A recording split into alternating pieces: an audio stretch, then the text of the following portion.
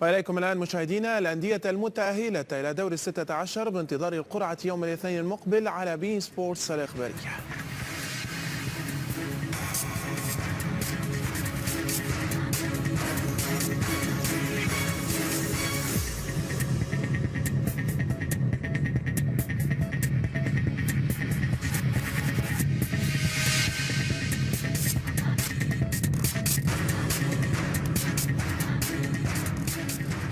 إليكم كذلك مشاهدينا الأندية التي التحقت بدور 32 من الدوري الأوروبي.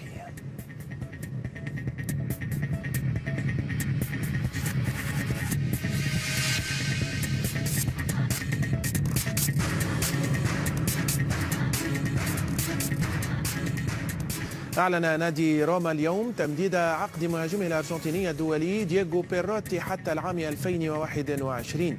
وكان بيروتي الذي خاض 4 مباريات دولية مع منتخب الأرجنتين انضم إلى النادي الإيطالي على سبيل الإعارة لمدة عام واحد في يناير من العام الماضي، ثم وقع عقدا دائما مع نادي العاصمة الإيطالية في نهاية الموسم. وقال لاعب جنوى السابق إن العقد يمثل جائزة له بسبب عمله الجاد لإثبات وجوده في الفريق. أعلن نادي أنطاليا سبور التركي انفصاله رسميا عن المدرب البرازيلي رونالدو بعد أقل من شهرين على تعيينه. وأوضح النادي على موقعه أن قرار الانفصال جاء بالاتفاق مع المدرب، وذلك بعد الخسارة أمام ترابزون سبور في الدوري، وهو ما جعل الفريق يقبع في المركز 14.